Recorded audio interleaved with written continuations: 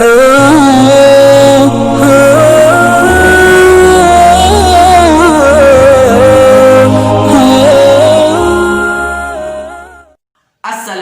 sahabat.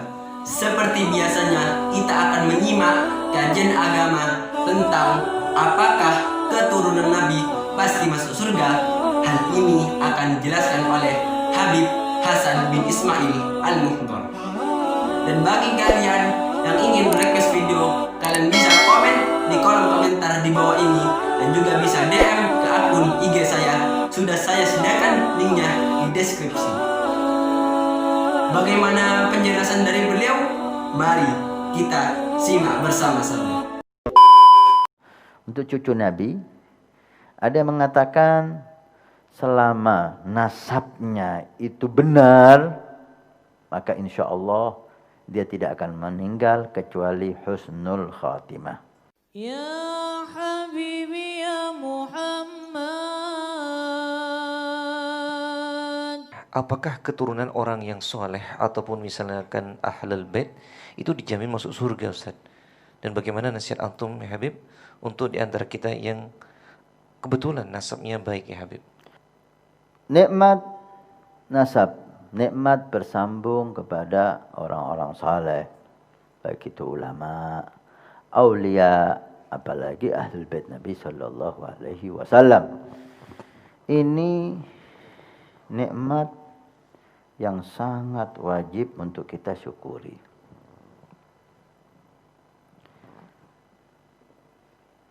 Sangat tidak pantas seseorang membanggakan nasabnya.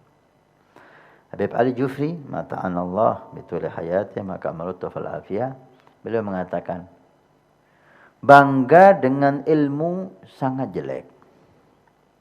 Punya ilmu terus dia bangga. Bangga dengan ibadahnya. Banyak ibadahnya, banyak puasa, banyak zikir, banyak baca Quran. Dia bangga, sangat jelek. Bangga dengan harta, merasa sombong karena jadi orang kaya, sangat jelek. Bangga dengan kedudukan, pangkat jadi ini, jadi itu dalam pemerintahan, sangat jelek. Tapi yang paling jelek, bangga karena nasab. Kenapa? Apa sebabnya? Karena semua yang dibanggakan tadi, selain nasab, baik itu ilmu, baik itu ibadah, baik itu harta atau pangkat, ada usaha dari dia untuk mendapatkannya. Orang nggak mungkin lahir alim, dia capek belajar. Seperti hanya orang nggak mungkin langsung banyak ibadah, dia mujahadah perlu ibadah yang banyak. Orang kaya harus kerja keras, orang pangkat harus mengorbankan banyak hal. Ada usaha dari dia, ini yang ada usaha, yang dia udah capek untuk mendapatkannya, ini dia banggakan, itu jelek. Kalau nasab, apa usaha Anda untuk mendapatkan? Usaha Anda apa untuk mendapatkan nasab keturunan kiai, keturunan ulama, keturunan wali, keturunan ahlul bait? Apa usaha Anda? Enggak ada. Lahir langsung dapat nikmat itu. Lahir langsung anaknya kiai, lahir langsung anaknya ustadz, lahir langsung anaknya wali, lahir langsung cucunya nabi. Gak ada usaha dari kita. Maka kalau dibanggakan itu sangat-sangat tidak pantas. Yang pantas kita syukuri nikmat ini dan kita jaga. Maka bagi Anda yang mendapatkan nikmat yang tanpa Anda cari, tanpa ada usaha dari Anda ini, nikmat nasab, malu sama Allah dan syukuri nikmat ini dan jaga nikmat ini. Kecuali nasab yang bersambung, terutama nasab yang bersambung kepada Nabi Shallallahu Alaihi Wasallam.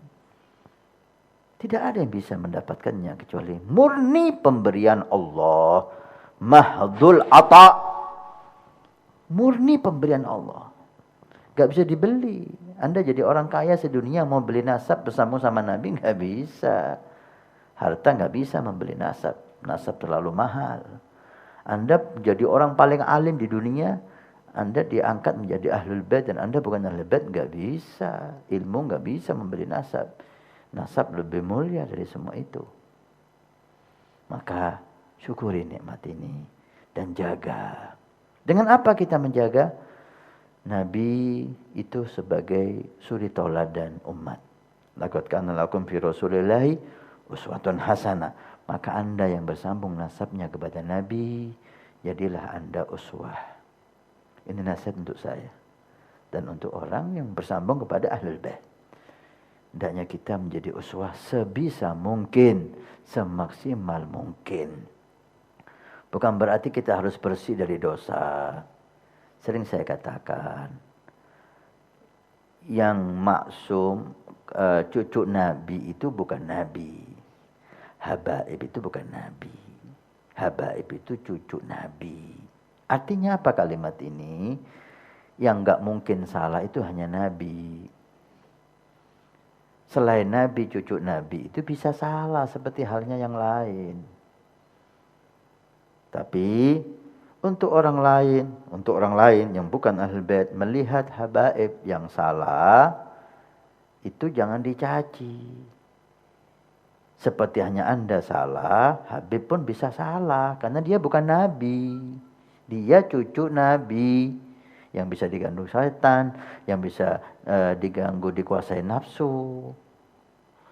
Dia bukan Nabi. Ketika Habib itu salah pergaulan, ketika Habib kurang perhatian orang tua, maka tidak menutup kemungkinan Habib itu menjadi jelek.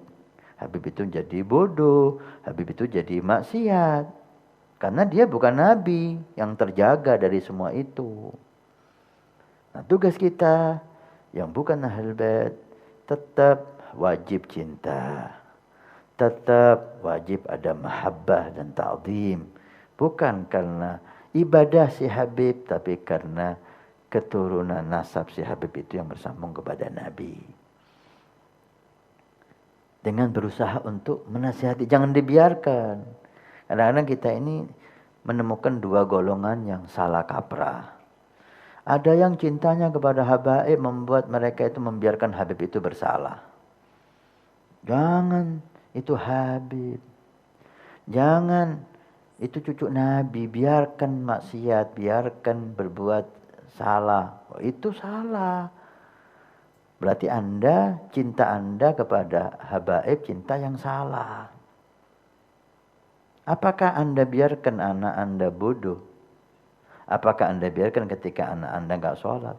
Apakah Anda biarkan ketika anak Anda bermaksiat? Tentu tidak. Anda akan jaga anak Anda. Anda akan marah dengan anak Anda.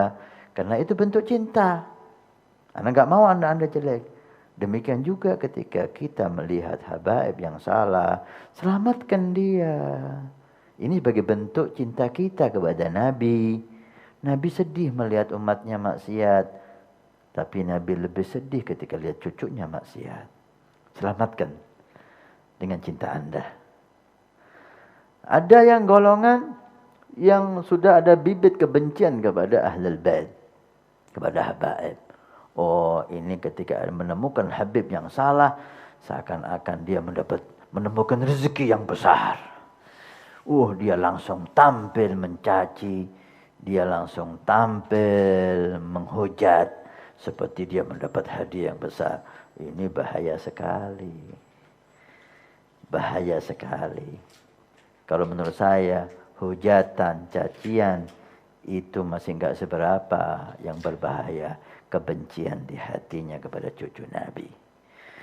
Nabi SAW banyak sekali hadis-hadis Nabi yang mengatakan, siapa yang mati dalam hatinya ada kebencian kepada cucuku, maka dia mati masuk neraka walaupun ibadahnya sehebat apapun.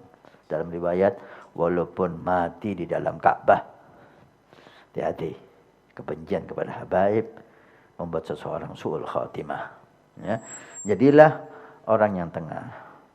Cinta, tapi melihat habaib yang salah, usahalah untuk menyelamatkannya demi menggembirakan Nabi SAW. Wasallam.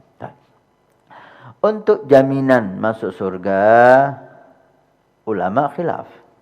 Nah, untuk cucu Nabi, ada yang mengatakan selama nasabnya itu benar, maka insya Allah dia tidak akan meninggal kecuali husnul khatimah. Karena ini sebagai praktek dari Al-Quranul Karim, firman Allah, wa yutahhirukum tathira. Disucikan oleh Allah sesuci-sucinya. Maka kalau nasabnya benar, kata guru-guru kita, pasti dia husnul khatimah. Semaksiat apapun, sesesat apapun, kalau nasabnya benar, artinya benar di sini, tidak ada yang zina dalam nasab itu. Maka dia murni cucu Nabi. Murni cucu, ibunya enggak ada pernah zina, neneknya enggak pernah zina. Ini dia murni cucu Nabi, maka insya Allah tidak akan meninggal kecuali husnul khatimah. Sebagai bukti firman Allah, wa yutahhirukum tathira. Ini ada dalil.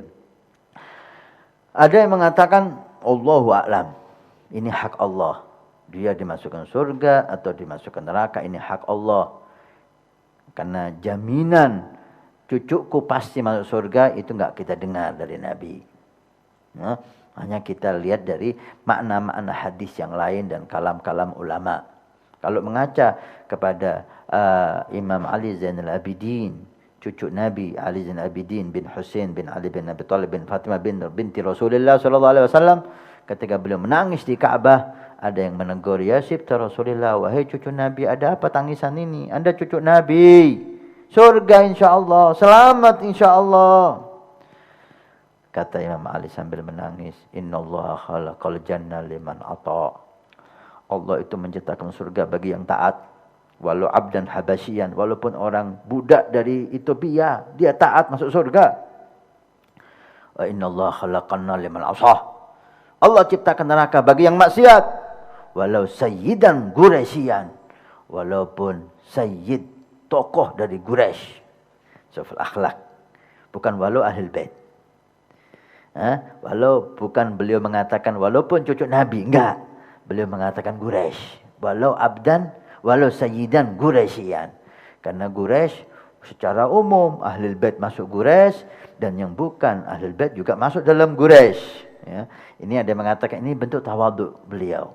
Beliau tidak mengatakan Allah menciptakan neraka bagi orang yang maksiat walaupun cucu Nabi, enggak. Walau sayyidan Quraisy, walaupun Quraisy. Ahlul bait masuk dalam Quraisy. Walhasil, bagi cucu Nabi jangan mengandalkan ini. Ya, karena kita enggak tahu nasab kita. Apa nasab kita benar? Kita jamin nasab kita benar. Kita enggak menuduh ibu kita, hasya wa kalla, tapi kita enggak boleh yakin 100%. Itu membuat kita takut. Alhasil, untuk ahlul bait hendaknya menjaga, hendaknya berusaha semaksimal mungkin untuk takwa, untuk menjadi figur yang diikuti seperti kakeknya Nabi SAW. Dan jangan mengandalkan jaminan dan jaminan. Jangan kita tertipu dengan kalam-kalam para ulama-ulama yang cinta habaib, yang membuat kita malas ibadah. Kita harus menjadi orang yang paling hebat dalam ibadah. Kita harus menjadi orang yang paling takut sama Allah. Kita harus menjadi orang yang paling alim. Seperti kata Abbas kepada putranya Abdullah bin Abbas sebagai ahlul bait, wahai putraku, ada yang mengatakan Imam Muhammad Bagir ngomong kepada anaknya Imam Ja'far Shadiq, intinya, wahai anakku, ilmu itu mulia. Siapapun yang punya ilmu mulia, tapi kalau yang punya ilmu saya dan kamu sebagai ahlul bait jauh lebih mulia. Wahai anakku, bodoh itu hina. Siapapun yang bodoh hina, tapi kalau yang bodoh ahlul bait saya dan kamu jauh lebih hina. Karena itu ahlul bait hendaknya jadi figur paling alimnya orang, paling takwaknya orang, paling khusyuknya orang, paling semangat dalam mengemban dakwah Nabi. Ini dakwah kakek kita. Ini agama kakek kita, turun di rumah kita ini ahlul bait. Kita harus ada di depan. Dan jangan sampai dan bodoh itu hina. Kita harus jauhi semua kebodohan, kita harus jauhi semua kemaksiatan. Walaupun kita sadar kita manusia biasa yang bisa terkena hal-hal yang tidak kita inginkan, tapi hendaknya semangat ke sana. Wah, insya Allah, Allah ampuni, Allah muliakan. Di luar Ahlul Bait, hendaknya Anda tetap menjaga iman, menjaga mahabbah, menjaga cinta. Ketika ada Ahlul Bait yang benar, Anda orang paling pertama mendukung. Anda orang yang paling pertama memuji, Anda orang yang pertama mengagungkannya dan mengikutinya. Tapi ketika Anda temukan Ahlul Bait yang salah, Anda orang yang paling pertama menasihatinya dengan cinta. Dan jaga lisan, jaga adab, jaga hati Anda. Jangan sampai ada kebencian kepada mereka. Nerakalah tempat orang benci kepada Ahlul Bait Nabi SAW seperti yang dijelaskan oleh Nabi SAW.